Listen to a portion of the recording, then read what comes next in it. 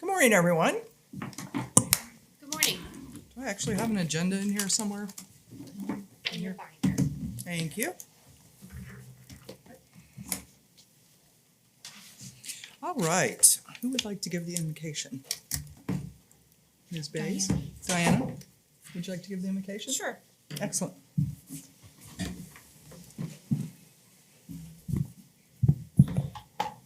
Please bow your head. Father in heaven, thank you for this day that you've blessed us with. Thank you for the people that are here. Thank you for a great staff and those that are committed in caring for this county. I pray that you help us move ahead in the right direction. Let us follow your will and your ways. We ask for your wisdom and guidance. And in Jesus' name we pray. Amen. Amen. I pledge allegiance to the flag of the United States of America and to the republic for which it stands, one nation, under God, indivisible, with liberty and justice for all.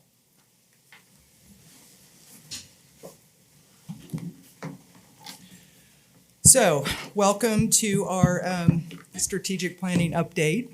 Anyone who knows me well knows that strategic planning is one of my primary love languages.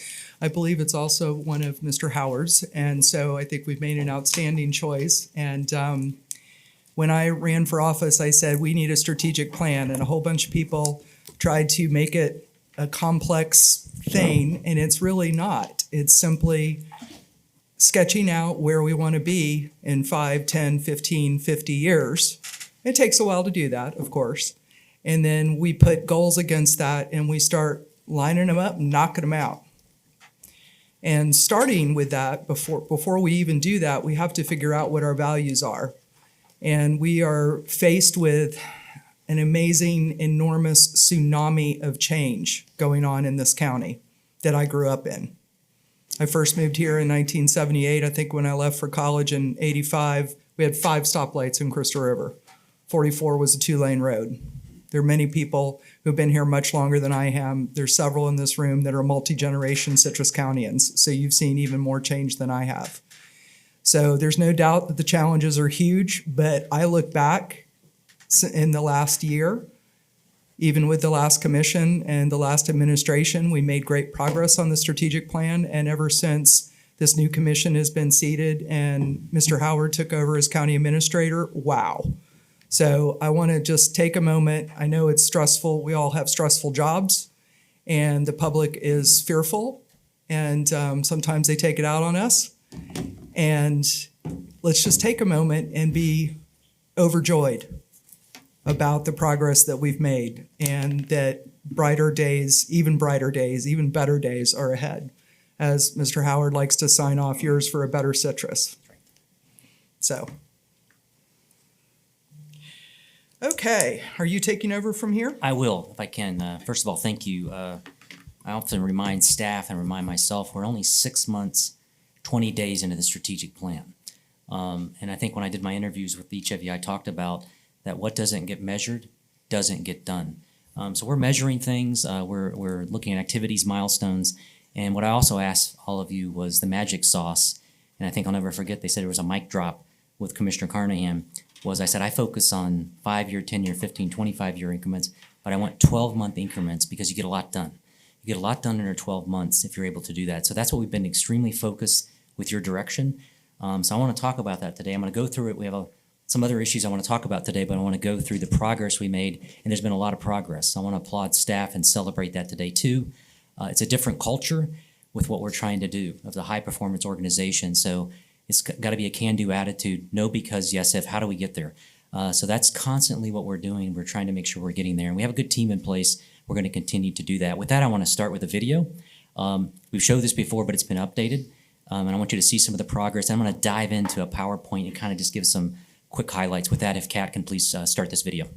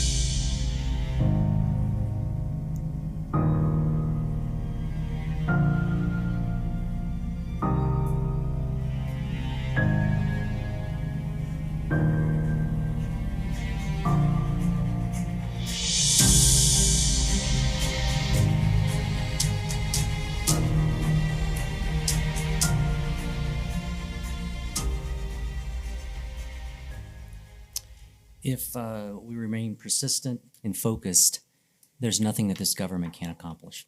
I'm convinced of that, and Citrus' best days lie ahead. With that, I'd like to get into the targets for 2023. Just a quick update as we go through these, please. Next slide. This is just a quick overview. You have all this in your packet as well, all the detail. And as we stated, one of the goals, we're going to talk about that. This will actually at some point be automated. It'll no longer be manual. We're waiting on a contract to be executed. We're getting close to that. And then there'll be dashboards so the public will actually see this in real time on our website, which I think is important for transparency.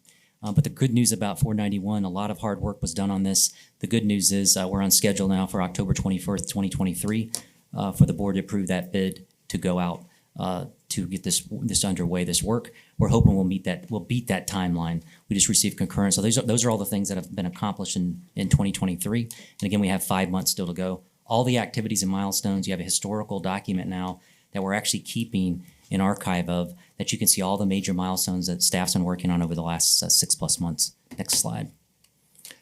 Animal shelter, I've heard a lot about this since I got here, but we're on target now for December 25th for 60% design plans. I've asked staff actually to update the board next Tuesday with where we're at. Also to explain, I see a lot of folks in the media and things like that, the public not understanding what the 30% means, 60 and 90. So we're going to bring that forward next Tuesday, but we're on track in the parameters of what the board gave us guidance to do. So this project will become reality. I'm confident of that. Next slide. This is another big one that I heard a lot about before I got here. The good news is we're on track for this on August 22nd with this agreement. I think that we've got input from legal on that. So I think that's going to be a big day, I think, for this community. I think I've talked to a lot of you about even my sister-in-law is a psychiatrist. This is important for this community to have this type of facility for our residents and citizens. Next slide. Inverness Airport. This is a big deal. When I learned a lot about your airports before I took this job, and it was since 2001, so you're talking 20+ years of that vision, and now this board, with the help of stakeholders, is actually going to bring this forward. And I think this is really the shining star, I think, for this community, along with, I think, the barge canal, too. I think, some amazing opportunity, too. But we're seeing the opportunity for job creation. We think up to 800 jobs out there as a result of that. So we're going to continue to pursue that and push that forward. But this is amazing news as we broke ground. A lot of you were there today. So that's great news. Crystal River Airport expansion, another one that they've had some challenges, I think, in the past to try to get this to the finish line. We're on target with these runway designs, and they're gonna score the RFQ, and that's gonna come forward to the board relatively soon after that. So lots of progress we're making on both of these assets that this board has recognized that we need to leverage. So I think that is amazing news there as well. Pay plan for the employees, that's been since about 2007. These are all the things that we've got to get to the finish line. And I'm hopeful and optimistic that we'll get this over the hurdle during the budgeting process, which will be included in our budget. But the employees are our greatest asset. They keep the county running. If we don't pay right, don't pay them properly, we're going to lose them. And cost savings, retention is a cost savings for employees. So I'm a big champion of the employees, and I've made that a top priority to ensure that we pay them properly. And thank you for your continued support with that. And I'm looking forward to getting this budget passed so we can implement this pay plan for the employees. Slide. Evaluate funding sources, important, critically important, as they continue to push things down at the local level, tax shifts and things like that. We're looking at all those things. That's going to come forward in September 12, 2023. We're also looking at the fire one as well, which is on track for April 2024 with our third-party consultant doing that. And that took an effort to get us to that point, but we're on target with where we need to be with these studies and findings. So we've made a lot of progress in the last 6 months. Transportation concurrency, learned a lot about that. You had it in the past, it was taken away. So we're going to bring that back. A lot of work behind the scenes on looking at other best practice and models and what would that look like for this county if we could accomplish that. It does come with an F-bomb in the beginning, but we need to evaluate that to determine if that's the route we want to go. There's some other things that the board has done recently with impact fees, acceptance of roads and things like that, which I think is going to take the county in the right direction. But can we look further out and be proactive? So I think this is going to be a good discussion in October when we bring this back. Parks action and master plans, and I'm sure if The chair was here today. This would be channeling her. She's probably watching this. But we're on track now for this pickleball courts, which I didn't realize how important these pickleball courts are, but they love them, these pickleball courts. So we're on track for that. It was filled in the Beverly Hills pool. That was a long time coming. So also we're going to look at facilities and things like that to improve that facility there, but we're on track. This just shows you a little about what this is going to look like. And so we're on track to make that a reality as well. And strategic planning. As we said earlier, one of the goals was to create a policy agenda. We needed targets for 2023 to make sure that we remain focused. I always tell people strategic planning for government, I call it as like GPS. We got to tell it where to go. Just like if you're going to go somewhere to get here, you knew how to get here today, but if you're going on a trip, you got to tell it where it's going to go. We got to tell this government where we want to go. And it doesn't replace management, but it increases our chances of getting it right. So you're seeing the results because we're focused. I can tell you in the public and in the employees, we're doing a decade worth of work in literally over 7 months. You're seeing results. People are getting excited. They want to be on a winning team, and we're winning again. I will tell you we're winning again. And also, we talked about a dashboard solution. It's called Achieve It, which I think is going to be a game changer. It's coming forward. We're just in the midst of doing that. We're hopeful that we'll have that ready in January. And then the next retreat that we need to do, we don't want to change these goals now. Some of these are going to carry over. We need to be thinking about what do we want to do in 2024. We got to continue to have goals that we can measure in the future. I've got some thoughts on that, and I'm sure you all do too, but I want to be thinking about that when we get back here again in 2024, what that should look like as we continue to move this county proactively forward. Communications plan. This was a top priority for all of you. I've never been at a place that had an amazing communications plan because you're almost always behind, especially in government. Social media. I always tell a joke that I made up, and I said what stays in Vegas no longer stays in Vegas, stays on Facebook. So it's important that we communicate, and what does that mean when we're communicating with our partners and stakeholders to get our message and tell our story? Conflict sells. I mean, I got a very good friend of mine, was a former commissioner, Steve Barry. I'll plug his book, and he's sold millions of books and did really well. And I said, what sells? He says, conflict sells. So we got to be able to tell our story to make sure that we're getting ahead of that. So with that, if you don't mind, Sandy's in the audience. If Sandy could come up for a moment, please. And I'm sure you've heard of Vince Long. He was from Citrus County, and I got to know Vince over the last several years in circles that I've been in. And when I was with Vince several months ago, I said, Vince, I need somebody to help us with communications a little bit, just to kind of raise the bar. It's a top high priority. I said, but I need two things. I need to get a quality product, but I don't have a lot of money. I have a little budget to do it. And he said, I don't know anybody better, Steve, than Sandy. And I don't know how she's doing it for how little she's doing it, but I asked her to kind of maybe come up and explain. Sometimes there's some confusion of what we're trying to do with communications, branding, and things like that. But if you could just say a few words, and thank you for helping us and assisting us. She has an amazing reputation around the country. She may have to change her name. It's called Bulldog Strategy. At first I thought she was from Georgia, but she's not. There's another story that she'll tell you. But with that, if you'll just talk to us for a few moments, I appreciate that. Good morning, everyone, and thank you very much for having me this morning. I do want to, again, I'm not a Georgia football fan. I know that saying I'm from Florida State is not maybe as popular in this area of the state, and that, thank you. I appreciate that. But as Steve said, I have a passion for working with government entities. I've worked for the state. I've worked with other local entities, government and larger entities throughout the country on communications plans, strategic planning, because I believe firmly if you don't know where you're going, you won't know how to get there or if you've arrived. And so that's what I try to build our plans on. I also think it's incredibly important that we know how to talk to each other, that we know how to talk to the public. I think a lot of times government struggles in telling its own story. I think when you have a silence, people rush to fill it. And like you said, conflict sells. And so people look for conflict to fill the silence. And if we have an opportunity to inform people about what's happening, because let's be honest, when we talk about government, we don't necessarily use normal people language. And so a lot of this is just figuring out how to translate the successes and how to get people on board. So a lot of you guys may have received a short survey, or you may have read about the short survey in some of the blogs.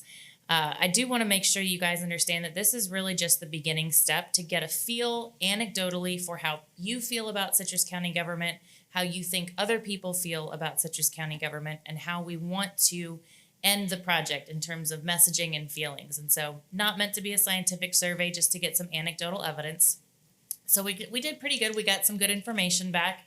And again, this is just the first step. We'll go through a full brand audit. We're going to talk about strategic goals. We're going to make sure we have measurable communications objectives, and then build that out into strategies and tactics that you guys can actually carry out. Because I've noticed just being here this morning that you guys like to get stuff done. And I'm a big fan of getting stuff done. And so we want to give you guys a roadmap and a list to be able to check off. All right, we wanted to do this. We know it'll happen here. We're going to take care of it by this date, and this is how it's going to impact what we're working on. So that's kind of a snapshot in terms of what you'll be looking for toward the future. But I do want to get started, just give you guys an idea of what we've discovered. Again, very initial, very unscientific, just kind of anecdotal government information. But if you wouldn't mind showing me the next slide. So we took all the information that we got in and just about how the people who responded to the survey, some of them were anonymous, some of them were community members, some of them were government employees. But this is just to give you an idea of some of the words that were more prevalent in how people felt about Citrus County government. I love that knowledgeable came up more often than any other word. We got a lot of resourceful, we got a lot of professional. We do have some room for improvement, it looks like, which is fine. Every government is struggling with a lot these days, and people aren't really sure how they feel about their government. But I think it's important to know that above all, the people who responded to this felt like Citrus County government was knowledgeable. And that's an excellent foundation. Next slide, please. This one was a little bit trickier. How do you think, the survey responder, how do you think residents feel about Citrus County government? Now, some of the respondents were residents, others were government employees again. This one had a little bit more of a difference. We saw the government employees felt a little bit better than some of the other respondents, and that's fine. But we want to just kind of get an idea of how the people taking the survey initially felt residents feel towards their county government. Not as super positive on this one, but I think it's really important to understand that this is just the starting point. And if you guys were doing everything perfectly, then I would be out of a job. As cheap as I am, I still need a conflict also sells. And so I think it's important to notice that even though we have some challenging words here, we do still see knowledgeable is still in the mix, established is in the mix, traditional is in the mix. We definitely have some work to do. But again, not a lost cause in any sense of the way. Next slide, please. This one was actually my favorite because I saw the most consensus in this particular response. You know, whether you worked for the county, or you worked elsewhere, you were outside or you were inside, or you were anonymous, that's fine. I could kind of tell. Some of the anonymous ones I could kind of figure out if you worked for the county or not. But this one, I really did see the closest responses, if you wouldn't mind. So I think we can all agree that this is a really good place to get to when we're developing the county's reputation with its residents, right? Trustworthy was the #1 term that was used. All right, if we can't trust what people are telling us, what our government is telling us, we just don't feel good about it. We feel like there's an adversarial relationship. So getting to trustworthy, I think, is incredibly important. Creative was very highly rated, professional, collaborative, resourceful, accessible. These are all excellent things to strive toward as we begin building out our strategic plan. All right. This one, I think, is a difficult one to assess, and I threw this one in here just because a lot of people have been discussing it publicly in terms of the survey. Do residents trust Citrus County government? Not just yet. 1 second for me. So I think this one is tricky. I think it depends on the person answering the survey, which, again, some of them put their names in, some of them did not. I think it depends on whether you're thinking about Citrus County, the 5 commissioners, or Citrus County, the individual employees that you're working with. So again, this is not meant to be a scientific study, but I think it is indicative, A, of maybe what's going on a little bit in Citrus County, but B, really what's going on across the country. And I don't say that to say, well, nobody likes government, so we're okay. I say that to let you guys know that even if there is an idea that government can't be trusted, it's not necessarily because Citrus County has done something specifically wrong. I think we are dealing with a national trend right now of mistrust of government. However, there's always the exception, and I think we can get to where Citrus County will be the exception. But if you'll go ahead and next slide.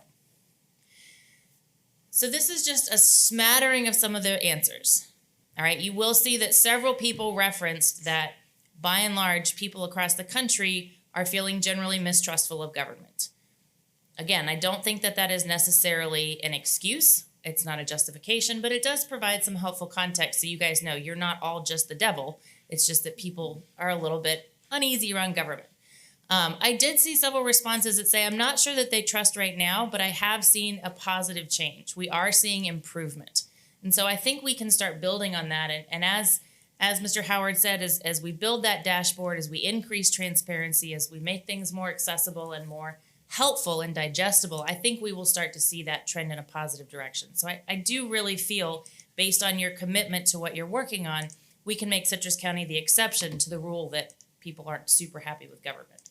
With that, I'm going to end my time. I will take questions. I will be in the back. I will, whatever you guys need, but it's very nice to meet you guys, and I'm looking forward to telling your story. Go ahead. Yeah. Go ahead. Yes, ma'am. I was just curious for the residents, how many people actually participated in the survey? So most of the survey answers that we got back were where they were anonymous. So I would say we got about 15 to 20 responses back. Maybe 5 of those were government employees. I think maybe 2 more were definitely community members. And then other than that, the rest were anonymous. So I would say, and I'm not a math person, but I would say maybe half came back from the community. The survey Out of was 20? generally, yeah. So, I mean, It's not scientific, and it's not something that we're going to say, Yeah. well, the survey said this, and this is what we're doing. But it is good to just start kind of getting an idea of how people are feeling. I know I've spoken with each of the commissioners individually. I'll be here for the next 2 days speaking with more of the division directors, just kind of getting a sense. But you're right, it's not a scientific survey in any sense of the word. So that's why I throw this out there, but I don't want you guys to be like, well, Sandy said we are failing. And that's not the case at all. well, I think 20 people in We a could, county yeah. of 150,000. I mean, we could Yeah. put 20 people of whoever in a room. I don't know that this is indicative of much of anything. That's true. Sample sizes are difficult to get. Yeah. Sandy, it's very nice to meet you in person. Nice to meet you as well, ma'am. Is it a little bit more akin to a focus group? I would say it's a little bit like that. It's really just to start getting some of that anecdotal evidence back in. It's not if we get to the point where we want to do scientific surveys, then we'll certainly probably wouldn't make it open-ended questions because those are a little bit more difficult to analyze when you have larger groups. And so if we decide that a scientific survey is needed, then we'll look at putting something like that together. But this is just to start getting those initial feelings back about what some of the people feel like. But it's also, I've always been told the squeaky wheel is the loudest. And so I assume that when people answer surveys, it's because they're frustrated about something. You don't frequently get the person who's like, I love this. Let me tell you about this in a survey. And so we know that as well. So some of those invitations went to local organizations where presumably they indicated what the feeling of the organization was, not just one person, correct? Most of the surveys came back in a first-person perspective, and so I didn't really see any where it said, my organization feels this, my organization feels that. It did tend to, it looked like it was an individual's perspective, but again, with a lot of anonymous responses, which is not uncommon. When you know that you're working with a government entity and that responses may become public record, some people may be concerned about being as candid, and we know that can be tricky as well, which it's something we have to factor into it. But by and large, I did not see any global responses for an entity, if that helps. So to elaborate, and I think you were both trying to get my attention? No? Okay. To elaborate, in market research, focus groups are very small groups. And it's, as she said, just an indication. It's not anything that we're going to devise our whole plan around, but it's food for thought, if that makes any sense. Oh, sure. But a focus know. group would be targeting people out of different sectors of the community if it was a focus group. Which I think they did, but Well, you can always put the invitation out there. I can't. You know, Right. Speaking from personal experience, doing real market research is tens and tens of thousands of dollars. So this is one tiny aspect of what she's overall doing. So I don't think we ought to get too hung up on it. But Just a trust starting is a point. really heavy lift in today's environment, being trustworthy. But that's a laudable goal and one that we should certainly shoot for. And I would say being the communication, being very communicative and very consistent will go a long way towards achieving at least some of that heavy lift in today's environment. yes, ma'am. So, any other questions? Yes, ma'am. Yes, ma'am. Comparing our community to others that you have done in the past, what was the participation rate like for our community? Was it low? I would say it's probably about a B plus. I would honestly. You have larger communities that still have a very low response rate. You have smaller communities that have a higher response rate because they're smaller and they're used to kind of weighing in together. But a community this size, I don't think it's bad. I think it probably could have been a little bit better. But again, it's something that it's just intended to get that first temperature check and kind of help us start the process. It's also a way for us to just start letting people know this is a priority. We're working on it. We're going to continue moving forward. So Thank you. Thank you, Sandy. Anything further? No. thank you guys very much for your time. And I would echo, I think, it's important to at least give people an opportunity to have input into their government. So I think closer to government is better government. So this is just, like you said, a tool. It's not we wouldn't base everything off of this, but, they were given an invitation. And I think we'd love to have more of those in the future. So thank you. Thank you guys. Well said. Projects for discussion. Okay, let's go to the next one. Barge Canal Boat Ramp. Next slide. Real quick, there's been a lot of, staff's gonna come forward. I'm asking them to actually do a little presentation because I wanted to really talk about the past, present, and future of where this project has been and where it's headed. I think the good news on this is that we're on track for 90% plans, which I think is a good thing. We got some more good news 3 to 4 months out, but I don't want to take that away from staff. But if staff would come forward now to do a quick presentation on the barge count. You also have that. I think it's going to come up on the screen, but it's also in your packet, all the materials. But I really wanted to do a deeper dive on, where we were at and when they had a conceptual permit and the difference between that and going forward, past boards that have approved phases and things like that. That way we're fully briefed going forward and then talk about the future of this project. Good morning, Chair, Commissioners, Carlton Hall, Interim Public Works Director.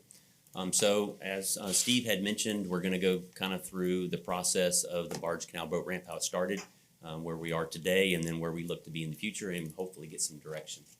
I want to start by saying thank you to admin and also Veronica for putting this slideshow together. They made my job very easy. So if we can, we'll start with the first slide.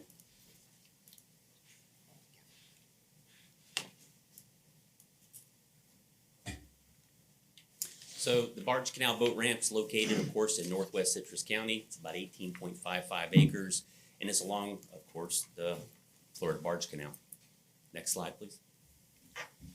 So the FDEP sublease that we currently have was received. It is a period of 10 years. It started in 2019, and it runs through 2029. So we have an option for extending that lease, because it is state land, to a 40-year lease that is contingent upon completed construction of an open to the public boat launch facility. Next slide, please. So the conditions of the sublease, FDEP approves site plans, of course. The county can, after completed, charge boat ramp fees based upon the demand of the facility. And then, of course, those fees that we will be charging are comparable with a 50-mile radius of other boat ramps. Sublease conditions continuing, all fees that are collected must be solely used to maintain that boat ramp facility. The county will have to provide annual revenue reports from those fees to FDEP. And the county bears all operation and maintenance responsibilities during the term of this sublease. So when we've had a permit in the past, we've talked about, having this permit and a conceptual drawing. So applications required the drawings, and those were that conceptual permit was received in October 24th of 2012.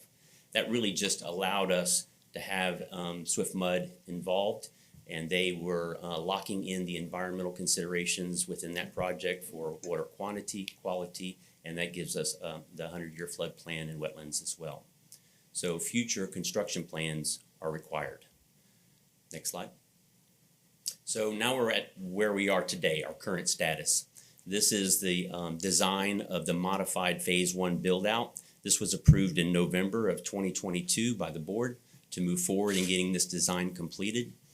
Phase 1 estimated cost is about $9.5 million, which has drastically increased over the last 10, 12 years. The entire boat ramp concrete facility portion of that will be installed as per this Phase 1. We'll have 5 boat lanes, 3 concrete approach walkways with gangways and floating docks. Final drainage will be part of that as well. On the parking of that Phase 1, we're only going to have concrete parking for the handicap spots as well as the trucks or trailers in that area. Everything else will be a rock for now. As part of Phase 2 build out, that's estimated at about $6 million, and that includes the finishing of all the parking and 2 additional concrete approach walkways, gangways, and floating docks. It also allows us to do future expansion of that because we will have that entire dock built or boat ramp built as for Phase 1. So these are some of the permits that are required, of course, local, state, and federal. All permits except for Army Corps is estimated to be within hand in the next 3 to 4 months. Construction documents will be submitted following the issuance of that permit. So moving forward. Yes. We back up a little bit. Except for Army Corps, and we have no idea when we'll get the permits from Army Corps. We do not. Have we reached out to Gus Brilarakis' office? Have we reached out to any of our federal contacts to try and get that moving? Not that I'm aware of, but Walt may have some additional information on it. I know we've sent out requests occasionally just to try to see where we're at, and we're within hopes of getting that in the next 6 months. But Walt, do you have any additional? No, we did exactly that. We've been keeping contact with the Army Corps throughout. They sat the last time when we had an application in-house with them to expand our artificial reef site. I believe that sat in-house with them for, was it 4 years? Before, I think it was Rick Scott may have gotten involved with that and literally turned it around within a month or 2. So it may take reaching out to our senator, our representative, and just asking them to do the inquiry for us, not necessarily being critical of the Corps, but getting them moving on it because they're holding up a critical infrastructure project. I did have some coffee with our congressman a couple weeks ago and did bring it to his attention. He's extremely supportive, and I think they may be working behind the scenes on this. I know they have a representative here today, but I did bring this to the attention, the importance of this outstanding deliverable. So we're going to continue to work with our federal partners. Okay. All right, great. Thank you. So moving forward, this is what we're really looking at in the future. Funding identified for this project is about $3.9 million currently. We have Restore Pot 3 of about $3.2 million. We have the boating improvement money, $415,000, and then our current CIP of about $215,528. Phase 1 total estimate was about $9.6 million. The funding needed to be able to move forward with Phase 1 would be about $5.7 million. And you can see there, our fiscal year 25-26 CIP will have about $5.5 million for that. Boating improvement, that 415, explain that if you would, please, for me.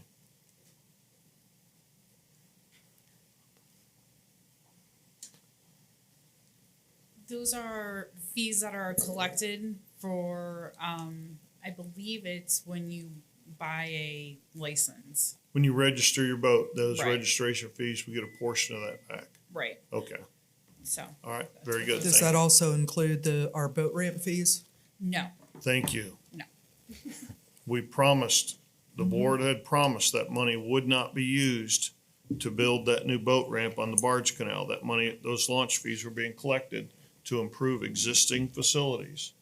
Because that was some pretty heated discussion when I was out taking arrows for that launch fee.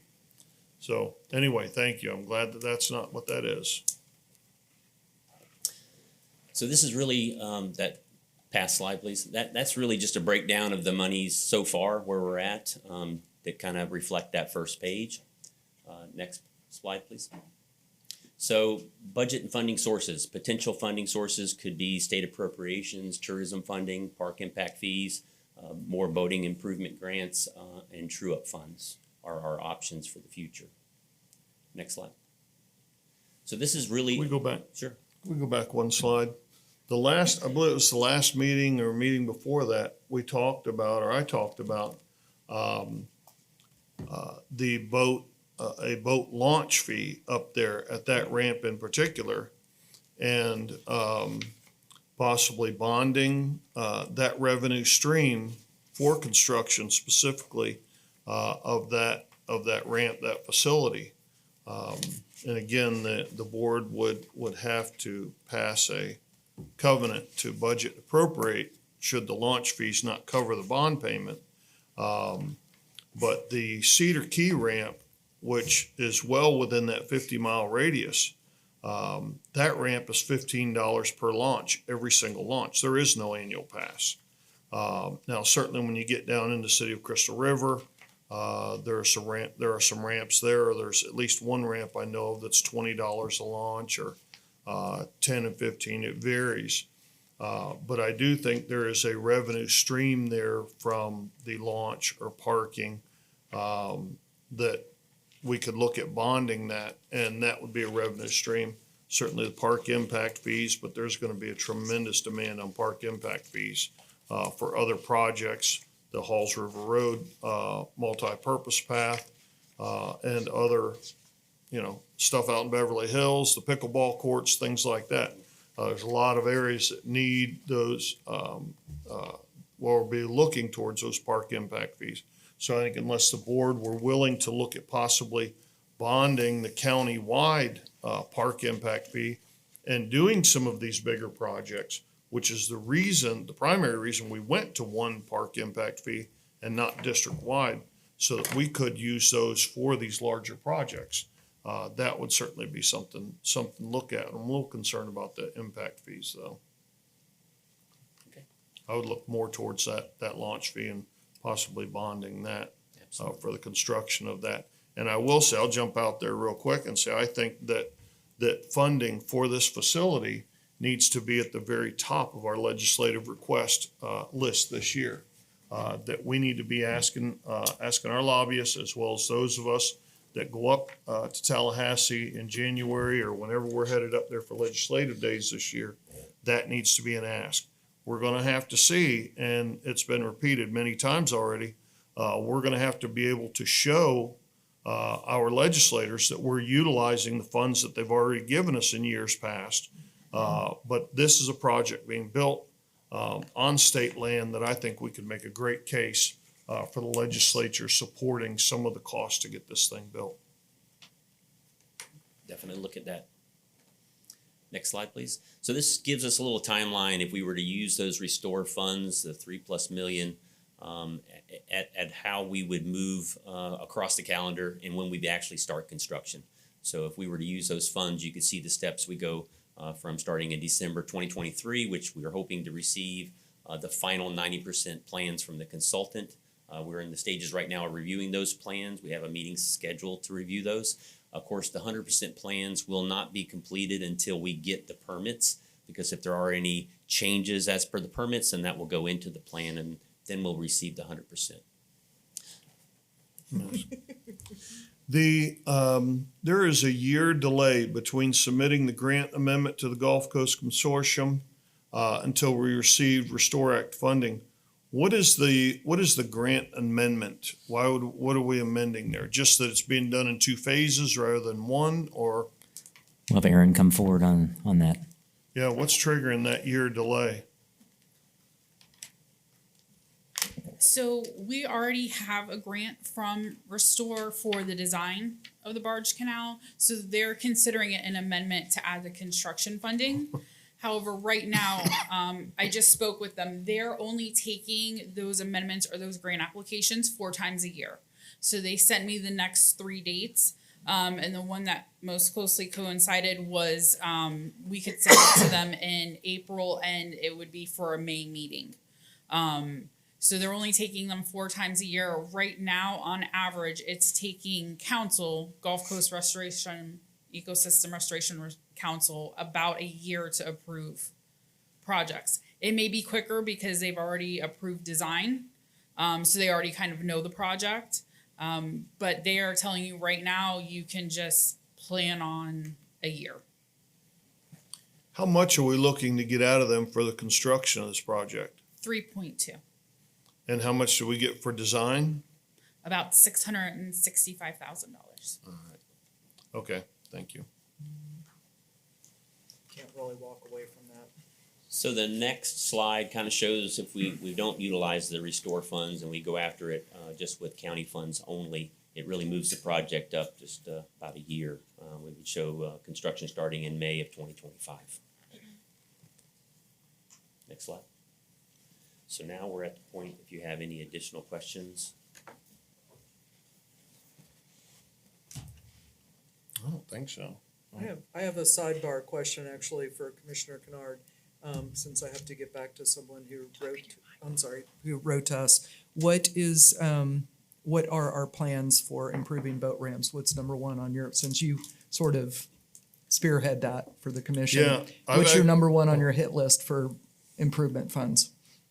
I think it's going to be addressing the midway ramp on Fort Island Trail. I think there's an opportunity there to increase parking, possibly add another slip. I don't know if we can or not. But that needs to be addressed. That's priority one. I think we need to identify possible properties around the county-owned parking area down at McCrae's for possible acquisition to expand our parking down there. Michael Serwinski has told me many times, we've not gone down there to look at it yet, but he's told me many times that he has an idea that would work for expanding that parking lot. That area needs to be addressed. In the midpoint Fort Island Trail ramp needs to be addressed. Weren't we also looking at expanding parking at the beach too? And maybe in partnership with City of Crystal River? Let me back up a little bit. That park project down there is expanded parking down at the end for the beach area. That project's already in the works. That's coming. We've got a $500,000 grant, I believe. And then I think there's $160,000 coming out of the old District 1 park impact fees. They're going to pay for that. So that's not boat ramp fees? That's not Okay. boat ramp fees. The boat ramp fees right now sit at, or the launch fees, I think sit at somewhere just shy of about $400,000. The project at the Fort Island Trail ramp, that's, Randy had suggested, and I think it's just a back of the napkin kind of number, but he had suggested even with a grant to pay for the majority of this project, the county's portion still could exceed $1 million. So the idea behind putting those launch fees in place was not that we had a project we were going to do tomorrow, but the projects that we need to do long-term, acquiring properties, expanding parking lots, possibly building a new ramp someplace along one of the rivers. Those are multi-million-dollar projects. It takes you a long time collecting $10 a pop to collect multi-millions of dollars. Absolutely. So while, somebody buys an annual pass for $25 and they want to see a project next month or next year, that's just not going to happen. But if we can show them, as we can, right on the county's website where they can see all of the revenues have been collected, the associated expenses, and how much money is accumulating in that account to ultimately do one of these projects. And when it's time, and I think that time is coming very soon, to partner with Crystal River and do something to address our Ford Island Trail ramp. Then I think that's the time when you can put a sign up there and say, this is what your launch fees are being used for. We're improving here. It's already got restrooms out there, but we're gonna improve the parking, or we're gonna, you know, if engineering can figure out a way to add another, slip there, that'd be dynamite. But if it's just more additional parking out there, that'd be great too. And all of that goes to being trustworthy, Yeah. communicating what we're using it for. Yeah, yeah. So, do we have that page on the website? Because to answer the email, I went and searched boat ramps on the website and I didn't see it. Yeah, we do. I sent it to them. Yes, Same email. under Parks and Recreation. I'll find it for Okay. you. All right. That sums up the Barge Canal Boat Ramp. I'm gonna keep Carl up here for this next one and his staff. The infrastructure master plan, this was one that, Can I want to address, Yes. does that include the utilities On to the get dis- to the barge canal for the? No. So that means we would have no restroom facilities there. On-site, yeah, water and septic. But that would be phase two. And then what would be that projected cost It would be part of the, was it $6 million additional? to have utilities there? No, this is just to have on-site restrooms. The phase one would only have portlets. Phase two would have the restrooms, but it would be on-site water and sewer. As far as getting utilities there, I've heard numbers in the past. yeah, It's gonna be expensive. yeah, I've met with Ken on that and it's a lot, but I think there's an opportunity potentially with our DOD friends, moving on the barge canal, that maybe there's some opportunity. I think, there's a good story to tell, I think for national security and other things that maybe we could work with our federal delegation in the future to see if that's an opportunity. I think there's money there. I just feel like this is a great story to tell.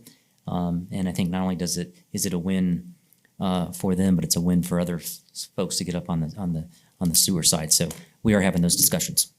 What would the total capacity for parking be at full build out?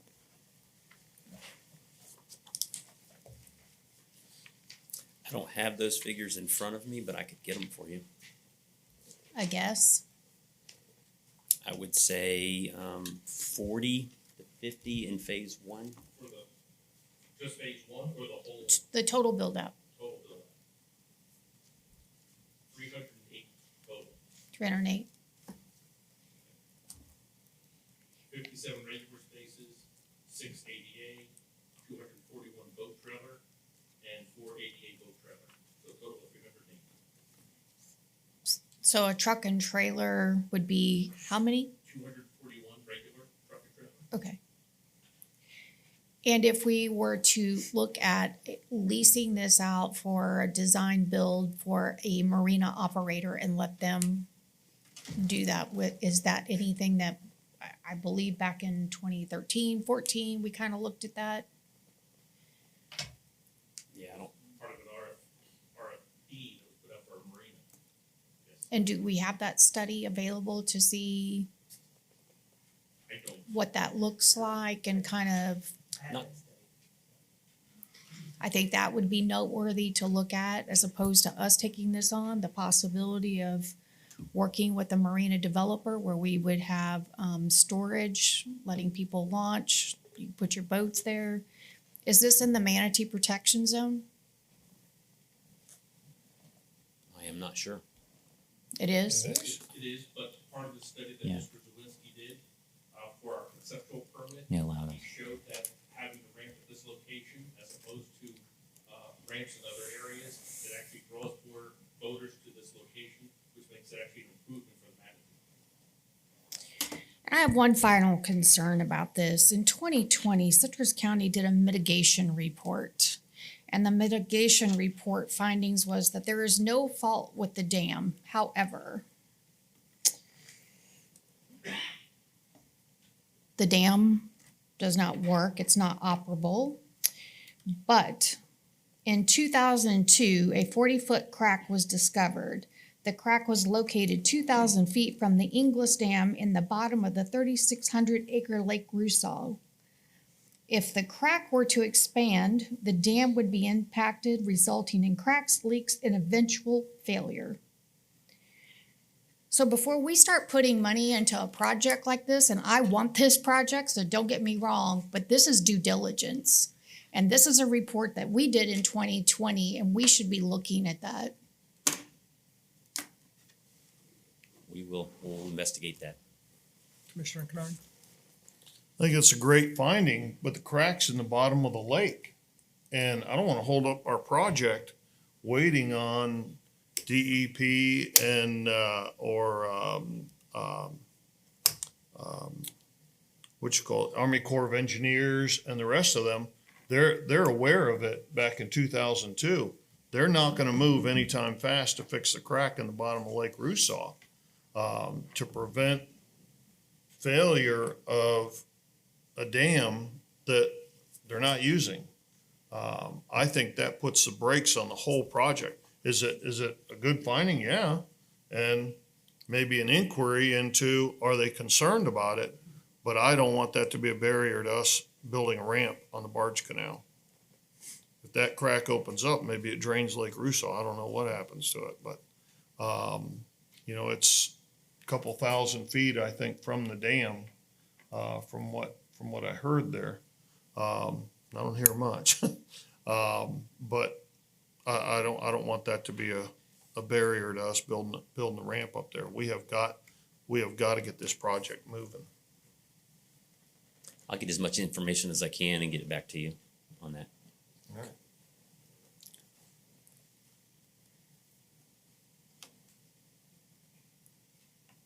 So now we're moving on to infrastructure plan. Staff put together a plan that you have a copy of. I think a copy was given to each of you in the past. As well, you have one in front of you there that was put together. And really, it identifies our existing master plans. It kind of compiles all of those plans and documents into one book. And then it really brings across an infrastructure plan that we feel like is the cliff notes of our master plans. So we're just asking for direction on your thoughts. In that plan, you have future developments as well. We have a map here as well. I put a copy of the map in front of you. So I know Commissioner Bays had asked for the future developments so you can see what's coming in the future. And we really hit some of the milestones in the infrastructure plan as far as what's to come in the future, 2025 as well as 2030, and then also 2035 and 2040. So you can see the projects that are put out there and ready to move forward in the future.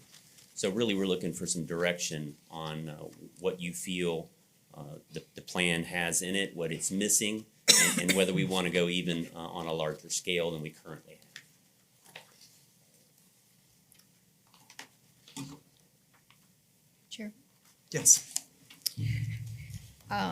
We had talked about this and previously. I think for me, it would be helpful to know with these developments, kind of where our master utilities are, if we have them, if we don't, what that looks like, what the capacity of the roadway network looks like for some of these developments.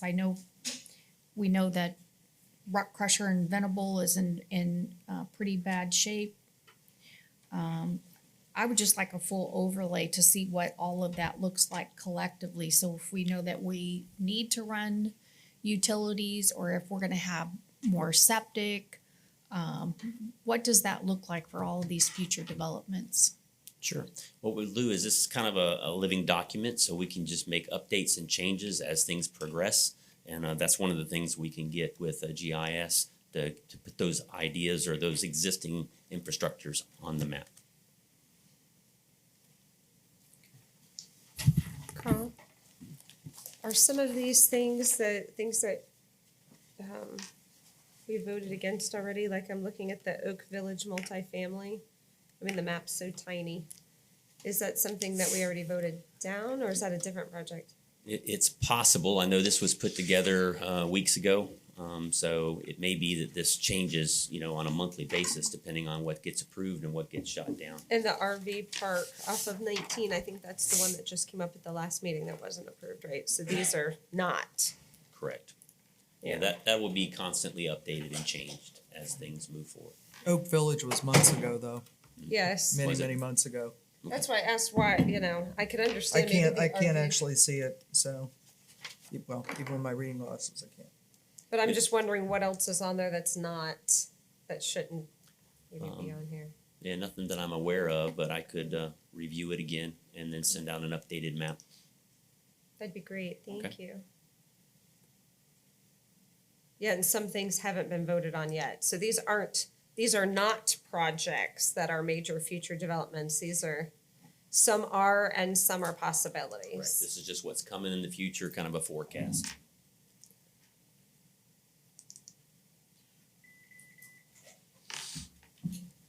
More or And we less a can- visual representation of the big stuff that comes out in Joanna's What's Coming Correct.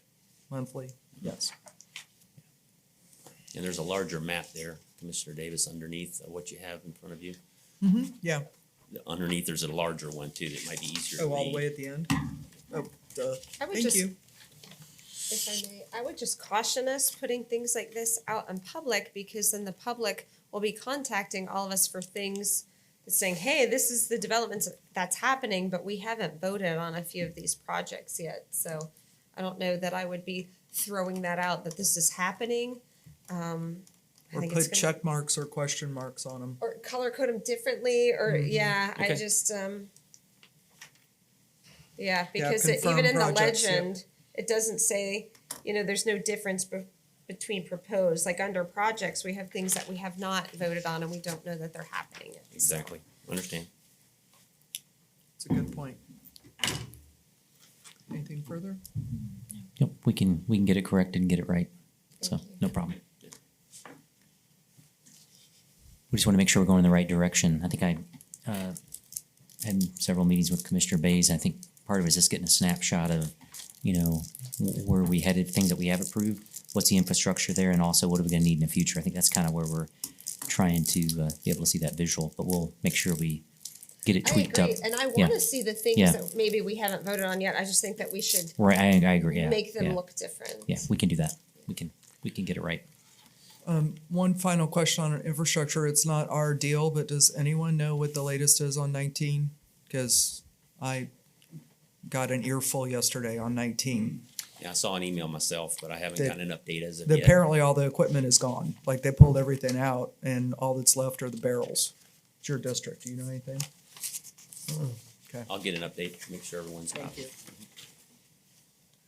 I seen some communication from the MPO last week on that. I'll have to try to find it, but there was some communication that he had got involved with that project a little bit. So if I get it, I'll forward it to you, I think that was all of on you. mowing. In a moment of lightness, I will interject that I was in the dentist chair and it was my dentist giving me an earful, so I couldn't even escape or fight back. It's not good. Or even say anything. So the next step would be the 2023 Target for Action Beautify Citrus campaign. I believe this was Commissioner Finnegan's request, so I can get to the next slide. We can talk a little bit about what we've done so far. We've modified our enforcement language at solid waste as of October 1st. The signs and the fees for anything that is not, it used to say secured, now it says covered and secured, so we have a little more teeth when it comes to implementing a fine for someone who pulls into the landfill without having the load covered, which is a lot of the problems that we're having with the litter in the county. We did talk to the state, and we received FDOT signage guidelines from them and permit applications. So if we wanted to put these signs that we're talking about, welcome to Citrus County, we've gotten with the state, and we have permission to put those even on state roads, not just on county roads. And then we've also connected with KCCB leadership, that is Keep Citrus County Beautiful. So we're partnering with them now. I believe Steve's been in contact, and we're setting up meetings with them as well to make sure that we take our lead or our part with them. And then, of course, the next steps is to get your direction. The next slide will show things that we're looking to do is additional litter crew position. I know we asked for an additional 4-man crew for a solid waste for next year in part of the budget. Some of those requests are put on hold, but we're since the county landfill is income fee-based, they have the budget to be able to support additional 4-man crew, and they also have the equipment already to go ahead and put them on the road and have them get started right away as of October 1st. So that's really an ask on our part. Commissioner Kennard. Why is that on hold? Well, with the pay class study, we just put new positions and any changes in positions on hold until we get to the pay class study being adopted. Okay, but once we finish up with the budget, Yes. that additional four-man litter crew will be out there. And that is part of the existing budget, or that is in the budget after this next increase that the landfill has asked for? Currently, it's not in the budget, but we could get with Aaron and have that added to the budget. That's why we're asking for direction. My personal thought is, and I wasn't ready to get into it just today, but it's on there, so I think we need another litter crew out there. It's been talked about for some time. For whatever reason, I've gotten two different answers on it, that the money's there for us to go ahead and do it because it's an enterprise fund. And I've gotten an answer, well, you need to raise the assessment $2 if you want to put additional crew out there. So it's one or the other. When we went up from 25, I was told, you guys got to go up to 29 if you want to put the additional crew out there. If not, we're going up to 27. And so that's where it's set at this point. But I think we need an additional litter crew. Our roads need help. I agree. I'll get with Aaron and we'll go ahead and implement that into the budget then. Yep, and I strongly concur with that. Same. And I want to thank you all and Mr. Howard, because in a conversation we had the other day, I told him before, you never really saw the litter crews, or I didn't. Maybe I was missing them, but now it seems like everywhere I go, there's the litter crew out there. So we do need more help. Also, something maybe we can investigate is on our state roads. The state takes care of their own mowing, and that's fine. We might not want to bite that off, but maybe they could pay us and we could contract to pick up the litter on those state roads because they're a mess. This weekend, I went from Lowe's heading back towards Homosassa. So from Lowe's stretched all the way out to Citrus Hills, and then it got spotty in the beyond. The litter was everywhere. So I'm not sure if the contracted state mower just mowed all over it and made it a bigger mess, which I think may have happened because it looked freshly mowed, but it's a disaster out there. So we could be doing a fantastic job coming up on our county roads, but if the main thoroughfares, 44 and 19 and 41, if they're a mess, we still look a mess. And I don't want that to be what we're projecting from Citrus County. So maybe we could just investigate it. Absolutely. Yeah, we stay on top of them to try to make sure that they're ahead of the mowers. But with the state roads, we only have a little control, but we'll investigate and see if we could partner with the state. Thank you.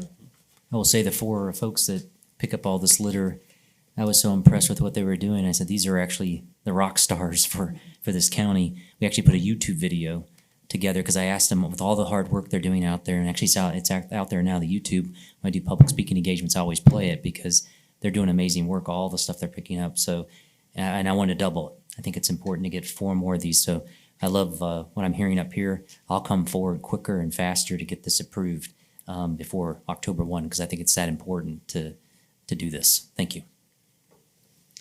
So in addition to the litter crew positions, we're looking at putting on a litter campaign to try to get all 5 communities or districts to come together and then help us get our roads cleaned up. There's ways we can do that. We can ambassador the program, continue community efforts. Adopt a Highway, of course, is already out there, and participant recognition. There's ways that those who help out, we can recognize them for their input.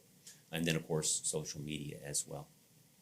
I think also, which I told staff, there's really some low-hanging fruit with Keep Citrus Beautiful with our partnerships, but I want to see every sign not say available.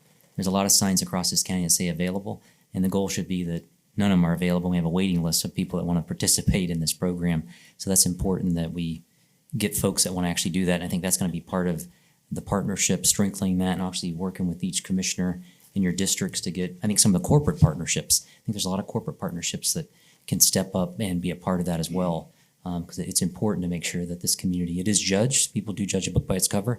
You're trying to bring in industry and things like that. it's important when they're driving through this community that they just don't see litter everywhere else. So it's important that each of us take pride in what we're doing here. And it's just not the government, but we're going to play a major role in that. But we need our stakeholders and partners to get us to the finish line. So on the monument sign locations, what we've done is we really thought about the most sought after position for each of the different districts. And really, these are the 5 locations that we're really thinking about to start off the program. These are also alternative locations where we could in the future add additional signs. The majority of that first list was state roads. And then, of course, the second list is a combination of both. You can see by the oranges there, those are the 5 that we identified, and those are the daily traffic counts at those 5 locations. Next slide, please. Question. Yes. Do we, is there any kind of a program to use trustees from the jail? We have in the past utilized, but with when COVID hit, they kind of stopped the program, and there's no one funding wise from the state side or from the jail side to monitor those inmates. So all we can do is ask again and see if there's available or if they're going to start the program back up again. We reduced their fine quite a bit. They should have some additional funds at this point. That's right. Next slide. I have a question. Oh, I'm sorry. Oh, is Oh, that okay. it? Okay, then I do have a question. What about, we had talked in the strategic planning session for other signs, like markers, so maybe historical markers, making them look nicer, the parks, things like that. Are we looking into making those a little nicer looking? Yes, I've actually gotten a few emails from companies that we investigated that offer those, the little more, not really a traffic sign, but more a decorative pole with the decorative sign. So we're gonna implement that as well. That's awesome. And I really feel like this is important. I feel like we've all been to communities, it's monkey see, monkey do. When you find a place and it's not mowed and there's already litter, you see people not respecting that area and littering. And then you've been to some very, very nice places and everything is well manicured, well kept, and people are on their best behavior.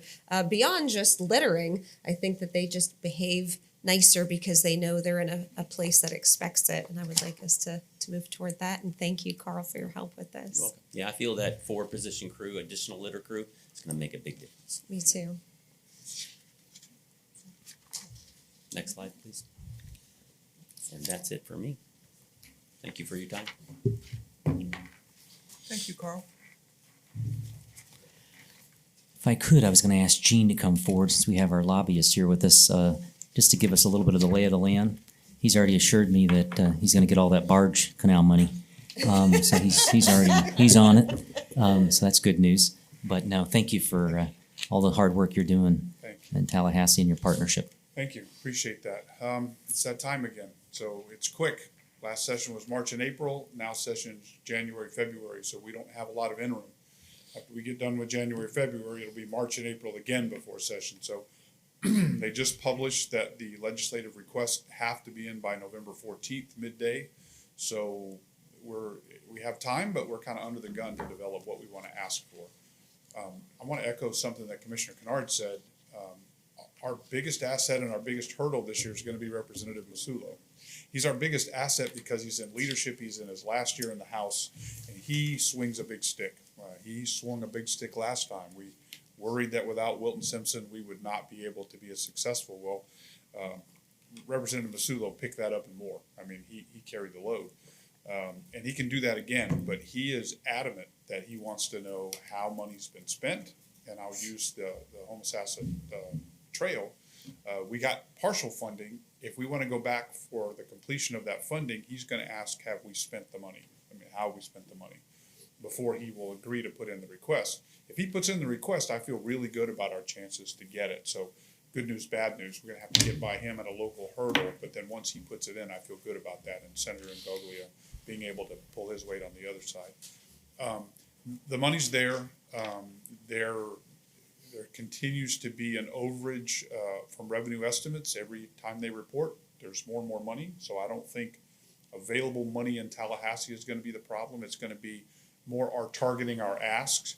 I like your story about the barge canal. We haven't gone up there and asked for money for the barge canal. There are many different sources of funding. It's on state land. There are a lot of things that they like to hear about that. So I like that as being a project that we want to ask for. Again, two different philosophies. Ask for a lot and be happy if you only get some of it, or target it and ask for a little and try to get it all. And I don't really have guidance on that. We'll go either way you want. If there are a lot of things that you really want money for, then we'll ask for it all and we'll do the best we can. If you really feel strongly about, say, the barge canal boat ramp, and you want to focus on that and say this is the most important thing, this is what we have to have, kind of the way we did at the Inverness Airport last time. You know, we never came out and said that we have to have this, and if we have to give that up, we will, but we were prepared to do that. So as far as strategy, it's really up to you as to how many needs you have. The last thing I will say is we have been very successful. You know, $9 million for that airport out of the subcommittee that it came out of was 3 times larger than what anyone else got out of that subcommittee. So it was a big deal. And, you know, Senator Hooper kind of made that happen. He used to live here. He understood. So Representative Masulo obviously got the House to do it, but he convinced Senator Hooper to go along with it. And so we've been really fortunate with really big asks. So if we had 2 or 3 smaller asks, 2 or 3 million, it's a whole lot easier to get done than a $9 million ask, if that helps you any at all. And then I'll answer questions, really. Obviously, whatever you guys want to talk about, I'm happy to talk about. Anyone? Well, I want to get the rest of that Homosassa multi-purpose path money. And I want the money spent, which I've said that actually before money ever touched us.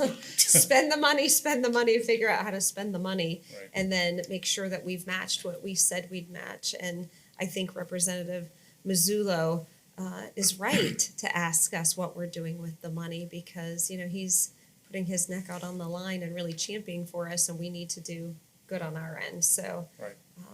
And I think the barge canal should be the number one big ask. It's been, when I saw 2012, Yeah. that was shocking. Let's just get it done, and I feel like that would be important, and so many good reasons. Better for the manatees getting the boats off the rivers. The rivers are congested. The boat ramps are so congested, and that's a great place for boaters to get easily to the Gulf, instead of putting in congesting those, with the river people and then making their way out. It just makes sense for our community. What I actually found more concerning was the 29 deadline. That's when our lease is up, and the 40-year renewal is contingent on us having a boat ramp already. That's why they Completed. ask us now. Yep. Yeah. So that's puts it on the front burner in a big way. Yes.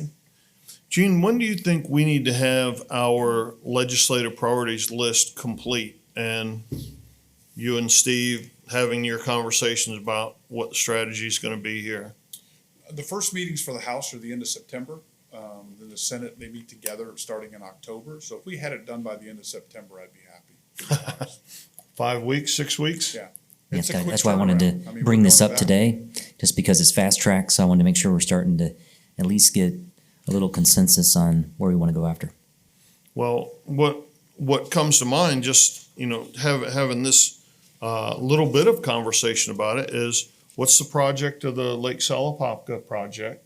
Or what's the status of the Lake Too Far? Salapopka project? The Too Far project. Are they making progress? Is there something, I know they're not cleaning up yet, but what's the status of it? And is that something that needs to be in consideration to be asked again? But if it's not moving along, and we're not gonna be able to show any progress with it, then I think it probably would suffer the same fate that it suffered this year. The issue was permits on that.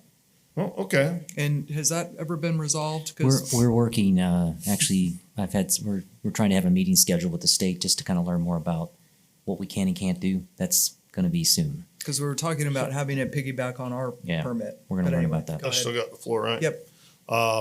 Ozella Trail is another one. I don't know, I've heard figures over the past 6-7 years that's a $10 million bill waiting on us to shore up the sides of that road. That's not rebuilding the road or resurfacing it. That's shoring up the sides, because it's literally falling off into the marsh. If we have any hard numbers there, I think that's a big ask that we could go to the legislature and ask for some portion of it. Certainly, utilities. Commissioner Bays asked about utilities going up to the boat ramp.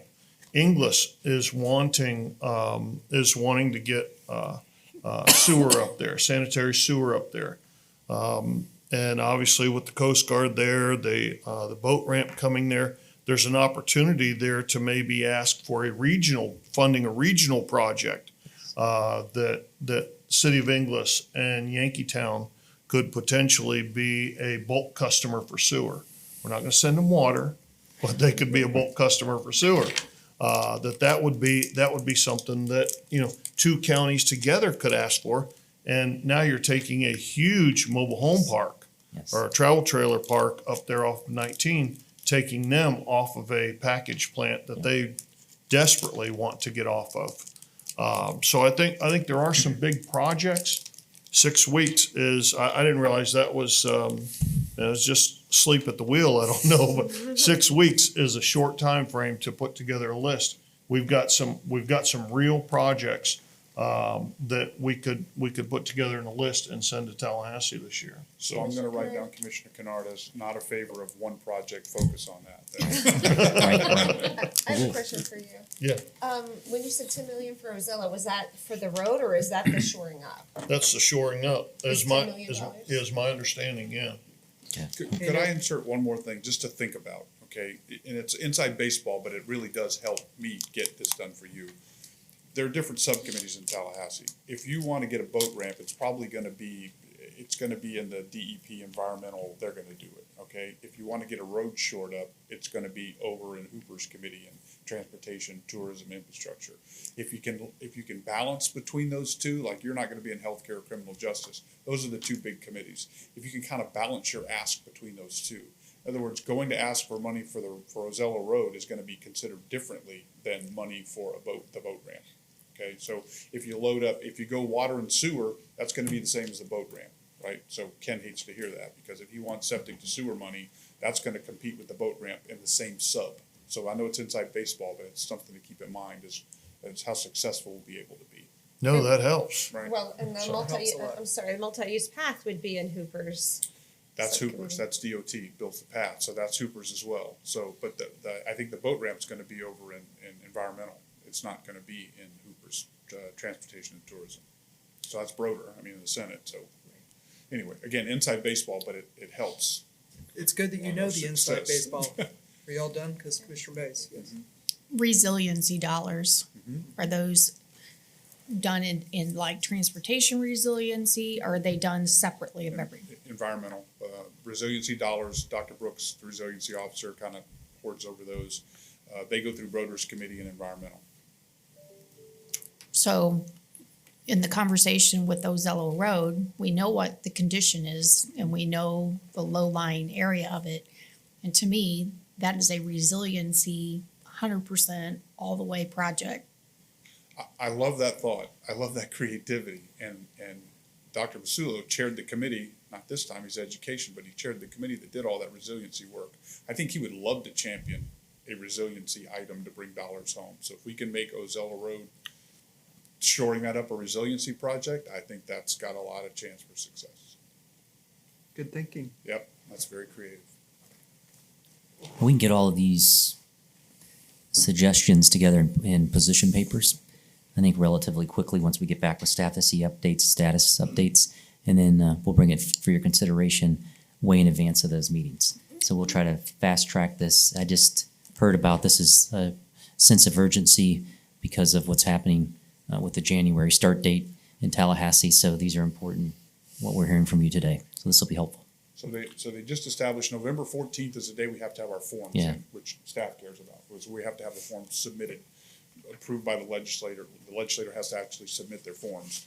So I say if you decide what you want to ask for by the end of September, then we can get the work done, get the forms Okay. submitted, and do all of that in October.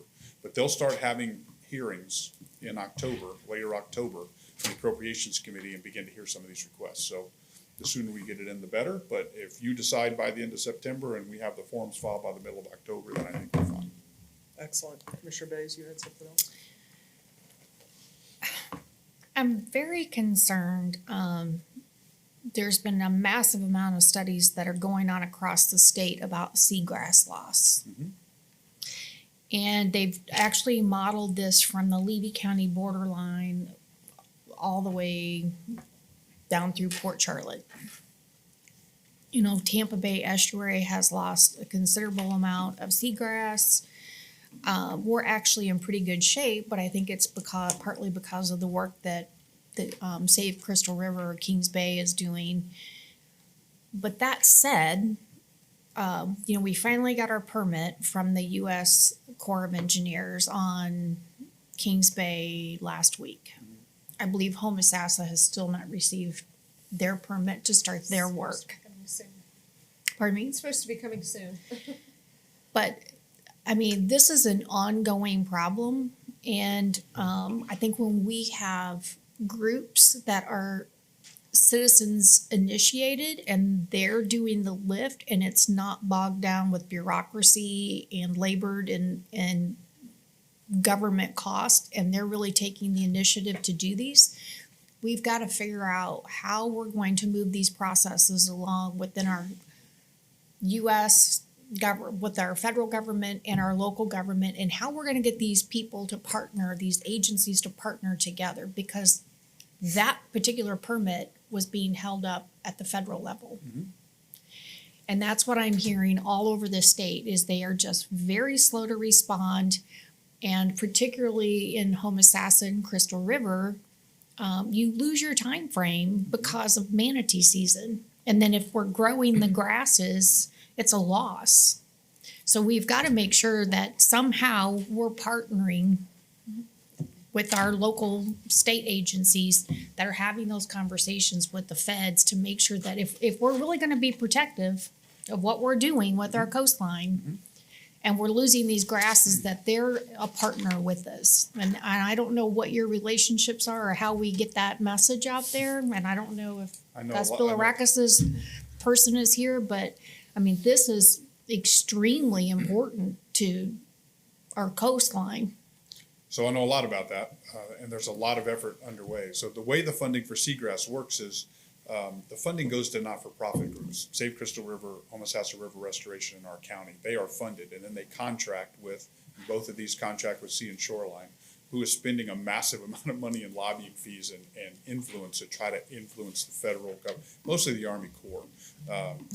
FWC and DEP is pretty easy to work with. FWC gets a little tough to work with a little bit, but that's where the kind of the effort is coming, is from Sea and Shoreline spends a lot of money on lobbyists and just the whole work to try to influence that. And they were the ones that ended up moving the Army Corps to get Crystal River out of the way, and they're focused on Homosassa now.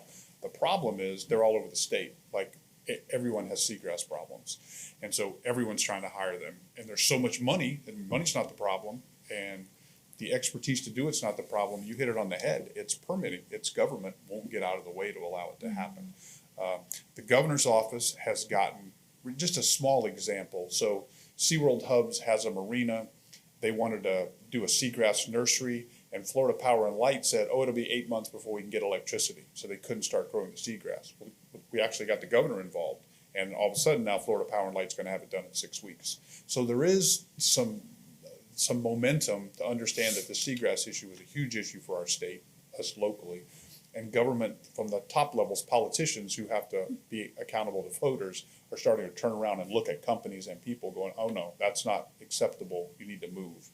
We're trying to make that happen at the federal level too, but the Army Corps is, I don't have to tell you, notorious for being slow.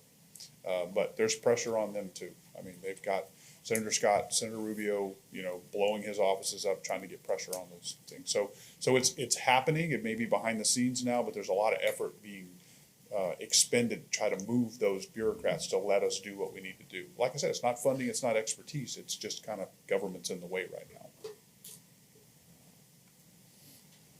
Anything further? Good. Got your running shoes on, Gene? Ready to go. Apparently so. Just a few more little items, and then we're going to close this out. So I just want to, next slide. just real quickly, I'll never forget when I walked the hallways when I first got here, an employee said, Steve, we haven't been recognized, all the good stuff that this county's doing since 1991 from the National Association of Counties. And I said, we're going to change that. We did that this year, actually 5 best practice awards. I always say it's not about trophies, but it is about trophies because we're showing the best practices that this county's doing, and they're doing so much more than that. So we're going to continue to do that and participate at a national and state level. Next slide. These are other things that we're going to bring this, we brought this to your attention a couple of weeks ago. We're going to formally recognize management and budget. That's a pretty big deal, really big deal. A few governments actually have accomplished this GFOA award. So it's a really big deal. So the bond rating, we reaffirm that as well, which is another big accomplishment. This has all been done in the last 6 months. We also have the Risk Professional of the Year, Manager of the Year. So that's a big deal as well. And of course, we have the best drinking water in Florida, I say in the whole country. So I've already got a copyright on it. We're going to call it Smarter Water instead of Smart Water, and we'll make some money off that too. So these are some grants in the last little over 6 months. All the hard work that staff and the board, previous and current board members, so millions and millions of dollars that they've accomplished, which I think is amazing.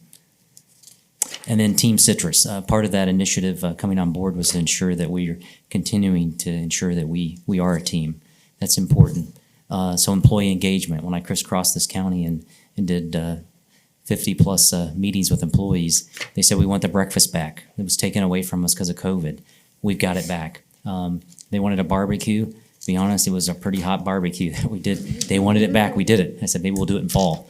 Also, I wanted to make a commitment to employees when they start here, what my commitment is to this community and this county, the leadership and the values. So I attend the orientation meetings, either myself or Marisol. That's important to make sure that they're hearing it from me, the expectations that we have for them to be what all they want to be. I said, I hope they take my job one day. That's what we want them to do. We want to grow the future. Community engagement. I've crisscrossed this county in the last 7 months, hitting everywhere. Anytime they want me to speak, I'm speaking. I feel like I'm a traveling preacher almost doing this. But these are just some of the few areas that I've hit to date, and I'll be hitting more as we continue to crisscross this county because it's important to tell our story. It's a positive story. And also the sheriff's office, anything that they're doing over there with regional meetings, I go over there and actually speak as well, just to talk with them a little bit and make sure that they know that we are partners and that we're building an amazing team. We have a great team. We're going to continue to move this county forward. And I just want to leave with a quote. I like a lot of quotes. Good one from Jack Welch. The leader's job is to look in the future and see the organization not as it is, but as it should be. And that's what we're doing. This is hard work. It's not easy work that we're doing. But if we remain focused and persistent, there's nothing this county can't accomplish. And I'm confident that our best days lie ahead. So thank you for your leadership. Thank you for letting us remain focused. Give us targets as we go into 2024. And we will say the history book will show that this was the year of make it happen and that Citrus County is winning again. Thank you. And is that it on the agenda? Do we have anything else? That closes me out. Okay. I just wanted to say that the starting video, you led right into the agenda. I literally wanted to applaud. I thought we should have a round of applause for the staff. Well, when I found Not out, only the communication staff for doing a beautiful job with the video, but all the work of staff absolutely. to get the meat of that video was amazing. Yeah. When I found out Miles, his talent, I thought I love videos and inspiring. And so I've given him a lot of extra work for doing that, but thank him and also staff that's out here in the audience because we can't do this alone. It takes staff to do this, to get this done. We set the vision, we set the parameters, and we get the work done. So we're seeing a lot of work done. And again, we have 5 months left in 2023. You're just seeing 6 months, 20 days of activity. It's an amazing accomplishment, and it's because of all the hard work this staff is doing out here. So I'm just glad to be along for the ride. And with your leadership, there's so much more we can accomplish. There's nothing, all this stuff will be done. So I'm looking forward to seeing more ribbon cutting ceremonies, but also it's not about us, it's about the future generations of this community. It's your neighbors, it's your grandchildren, it's my daughter and others. I say that that's what we should be doing. So we should leave this government better than we found it, and I'm confident together we'll do just that. Well said. Madam Chair? Yes. I think it would be remiss not to thank Steve you have not even worked here a year, what, maybe 9 months, and worked on this for 6 months and assembled your team. And we have a great staff, but I feel like we all needed you as the leader, and I cannot thank you enough for choosing Citrus County. I had the opportunity to gladfully to help interview you, and I told people within 10 minutes he moved to number 1. I knew without a shadow of a doubt this was our guy, and thank you so much for everything that you've done for us. Commissioner Kennard, would you like to say anything? I'm good, thank you. Commissioner Bays? I'm good. All right. I will echo Commissioner Finnegan's thanks. I also led off with that at the beginning. So with that, we are adjourned. Sounds like we need a work day around Halls River Road.